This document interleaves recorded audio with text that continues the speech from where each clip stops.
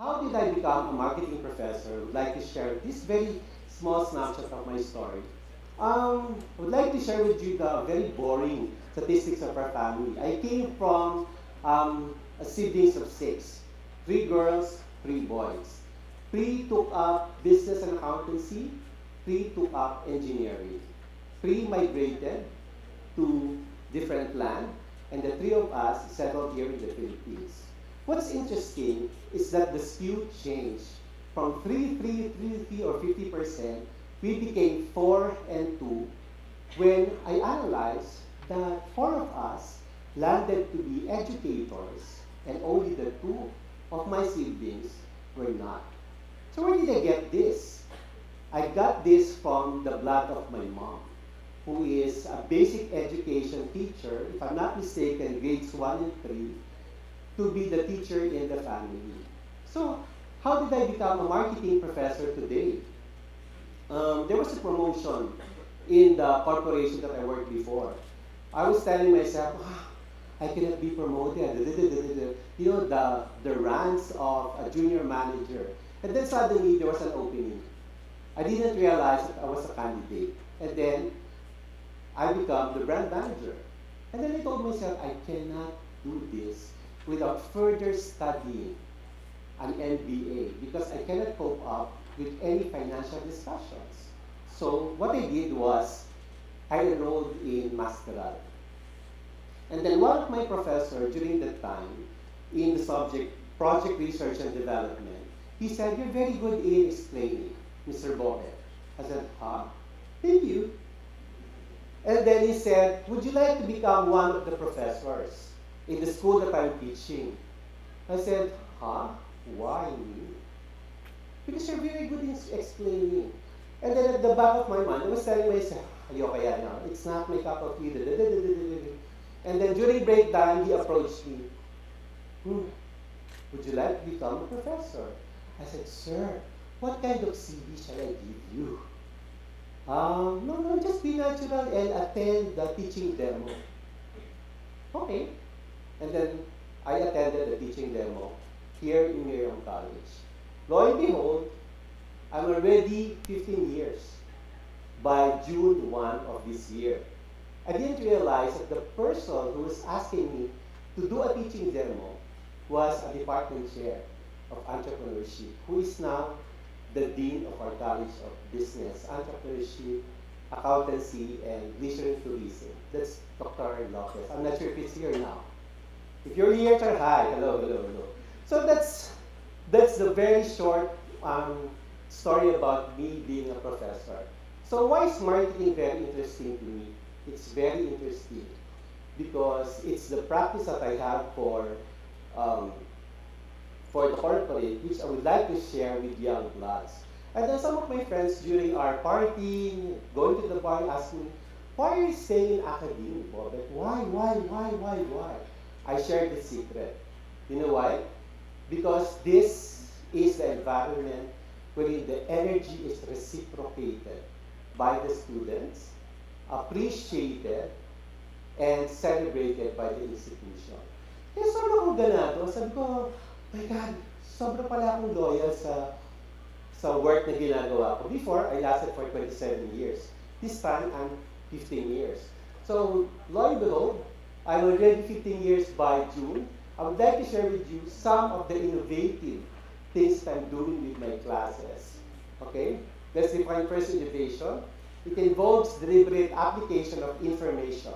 Okay? Imagination, initiative, and deriving greater differences. So I consulted the business dictionary before doing this. What's innovation in business? It often results in the ideas that are applied by the company in order to satisfy the needs and expectations.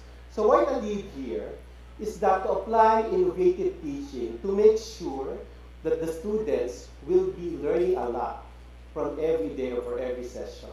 Now I would like to share with you what I learned from the corporation. Innovation is an excellent thing. It's a very good thing that needs to be practiced every day. That's what we say. Innovation is not inventing a thing. It's just doing another thing repetitively and infusing something that's really new. But it's fake. It cannot be an innovation without inserting the word relevant.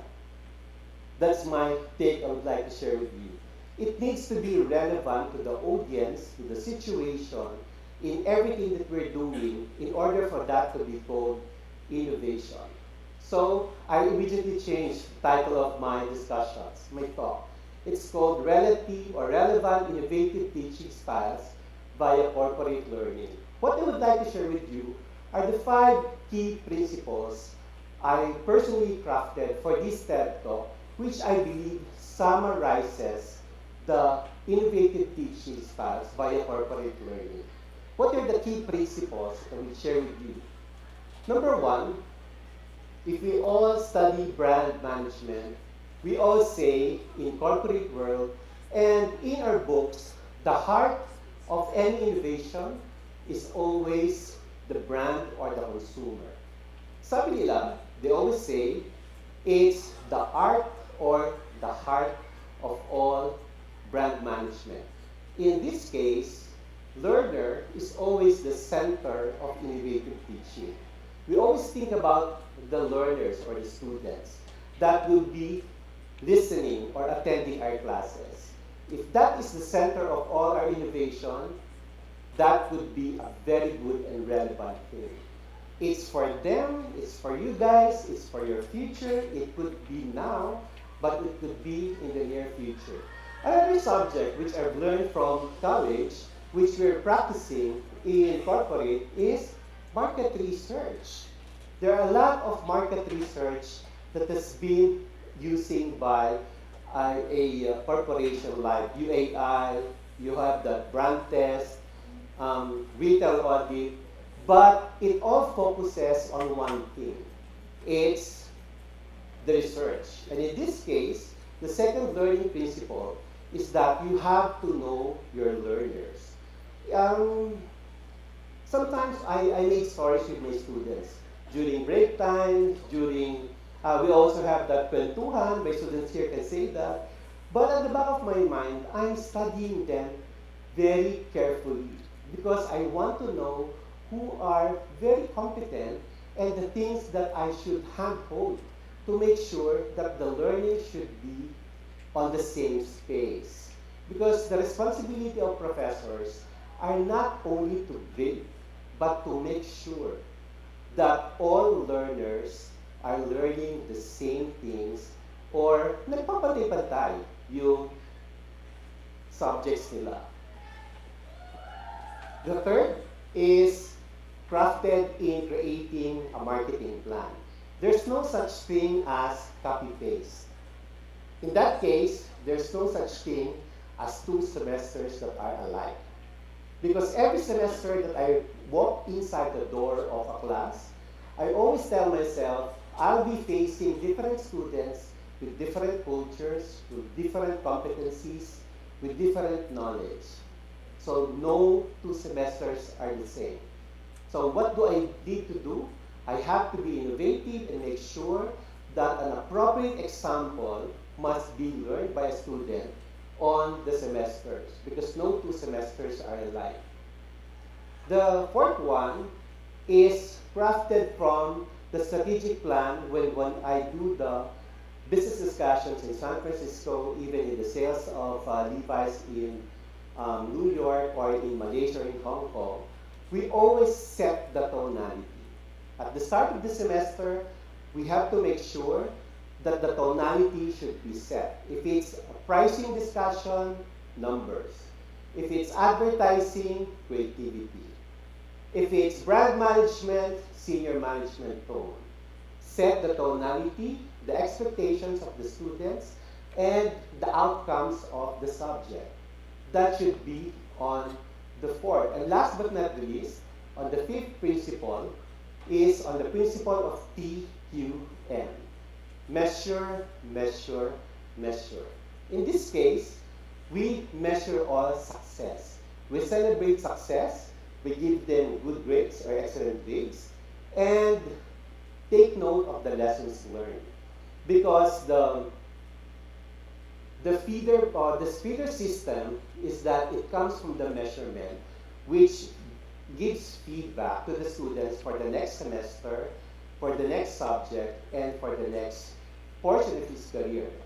I have this principle that I've learned from the College of Education when I attended a seminar before, that examinations does not only reflect the scores of students, it reflects the competency of the professor.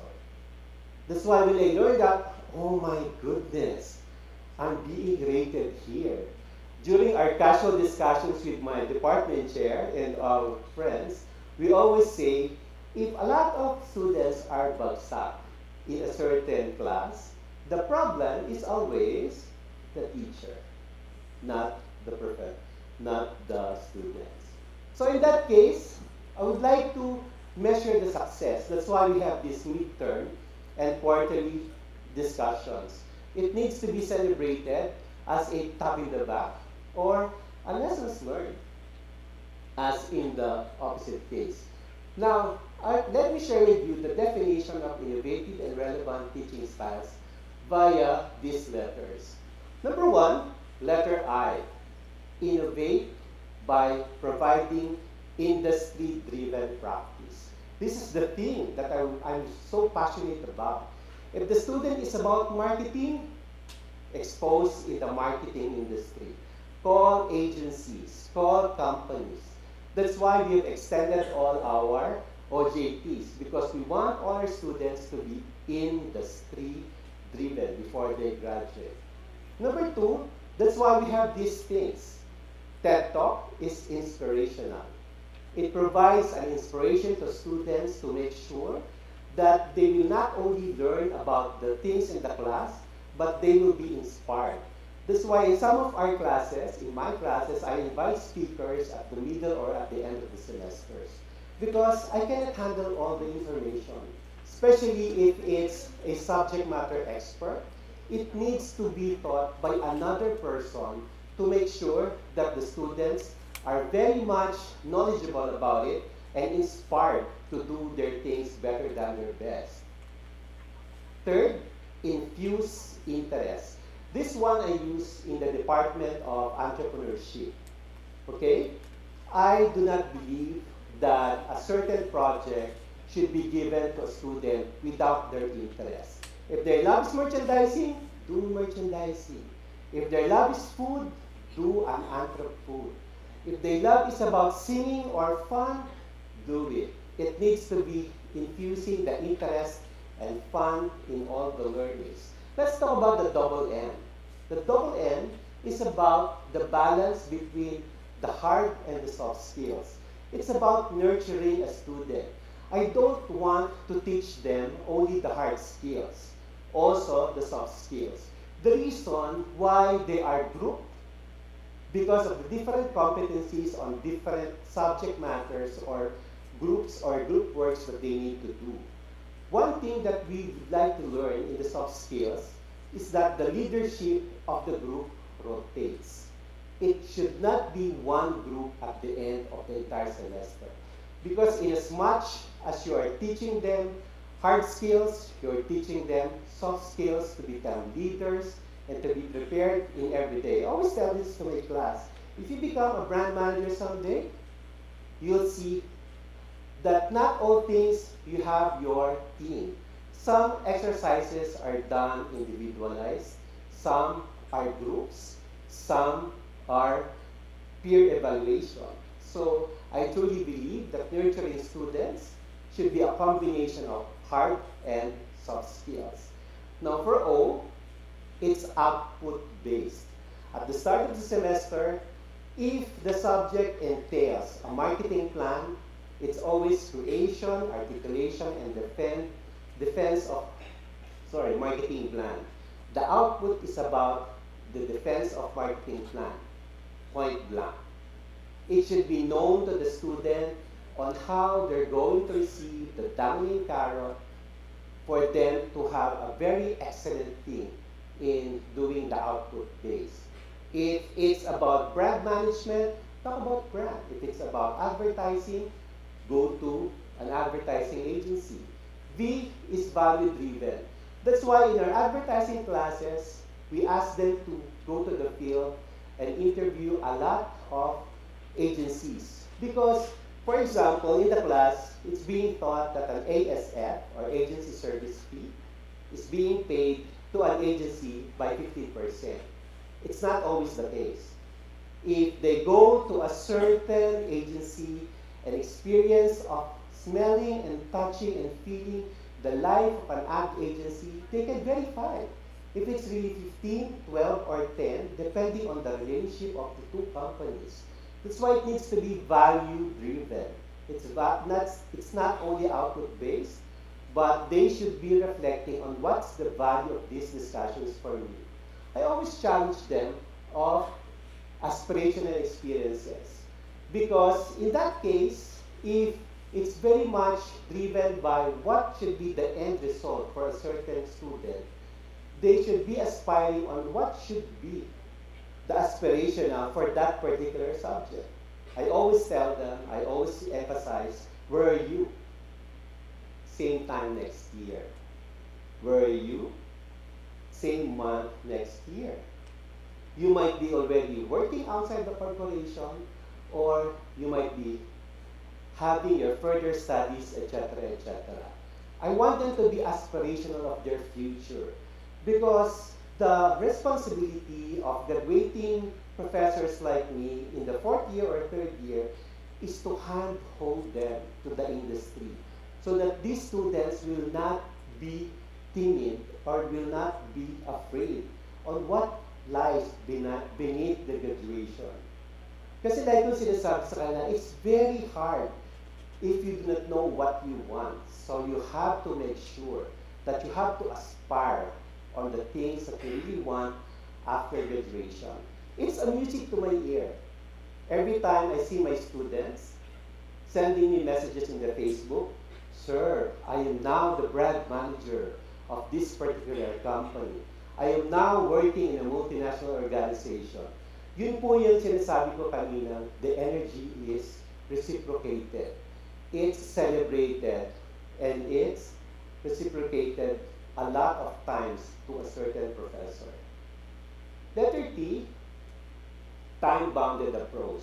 A lot of my students who pass my subject knows this already. At the start of the session, you cannot not attend the first day, because I present all the calendars, the number of discussions, the topics, the output, and the checkpoints, or the submission. I took this practice from the basic education of Miriam College, a certain level wherein we all practice a no assignment weekend. That's what I want to aspire, or that's what I'm doing for my class. There's no such thing as full of assignments on the weekend, because what I want them is not only to study, but to enjoy life with their families and friends. So if you put everything on a timeline in a calendar, it could be approached that no assignments can be practiced on a weekend. And everything is time-bounded. The most important letter is the letter T in the innovate. Because after all, what is the role of a professor here? Is to make sure that we have empowered learners. They have the say to their future. They have the say to their acts. They are responsible students that is molded by their different families and entrusted to us in this institution. After all, we are not only teaching empowered learners, but Miriam College is always in the trust of teaching empowered leaders. Thank you.